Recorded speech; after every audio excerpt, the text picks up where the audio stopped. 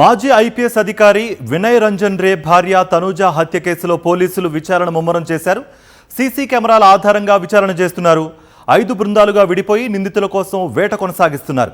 నిన్న జూబ్లీహిల్స్ ప్రశాసన్ నగర్లో మాజీ ఐపీఎస్ రంజన్ రే భార్య తనూజ దారుణ హత్యకు గురయ్యారు. తనుజను హత్య చేసి బంగారం నగదుతో నిందితులు పరారీ అయ్యారు. ఈ కేసులో నేపాల్ ముఠా ఉన్నట్లుగా పోలీసులు గుర్తించారు. ఇదాంశానికి సంబంధించి మరింత సమాచారం ఘటనా స్థలం నుంచి మా ప్రతినిధి రవిచంద్ర అందిస్తారు. రవిచంద్ర, పోలీసులు నేపాల్ ముఠా హస్తం ఉన్నట్టుగా కూడా గుర్తించినట్టుగా కూడా తెలుస్తోంది. మరి ఏమైనా ఆధారాలు లభించాయి దానికి సంబంధించి అడిషనల్గా?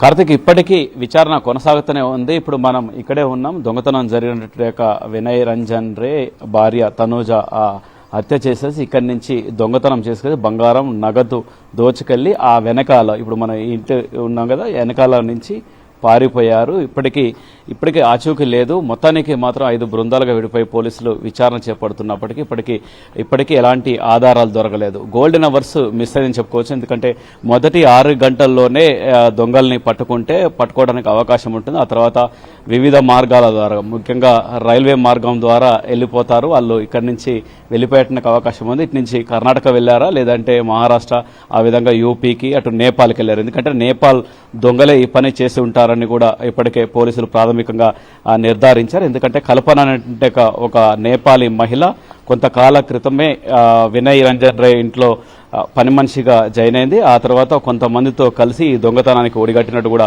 పోలీసులు అనుమానిస్తున్నారు. అయితే కల్పనకు ఎవరెవరు సహకరించారు, ఇప్పుడు ఎవరు అంటే వాళ్ళు ఆ దొంగతనం చేసిన తర్వాత మళ్ళీ వేరుగా తప్పించుకున్నారా, లేదంటే అందరూ ఒక ముఠాగా వెళ్లారన్న కోణంలో కూడా విచారణ చేపడుతున్నారు. అయితే ఇప్పటికే అంటే జనరల్గా ఇక్కడి నుంచి అటు కర్ణాటకకి వెళ్ళిపోవచ్చు, దగ్గరగా ఉంటుంది. ఇటు జైరాబాద్ నుంచి ఆ తర్వాత వెళ్ళి అటు నుంచి అటు ముంబై లేదంటే మహారాష్ట్ర ఆ రూట్లో వెళ్ళేటువంటి అవకాశం ఉంది. అందుకనే ఎక్కువగా సీసీ కెమెరాలను ఎక్కువగా పరిశీలన చేపడుతున్నారు. అయితే నిన్న నాంపల్లి రైల్వే స్టేషన్ నుంచి కల్పన కావచ్చు, దొంగలు కావచ్చు, నేపాలీ దొంగలు కావచ్చు పారిపోయి ఉంటారు. ఇప్పటికే రాష్ట్రం దాటి హైదరాబాద్ దాటి వెళ్ళిపోయి ఉంటారని హైదరాబాద్ పోలీసులు అనుమానిస్తున్నారు. అయినప్పటికీ కూడా 5 బృందాలకు విడిపోయి ఎక్కడి నుంచి వస్తున్నారు.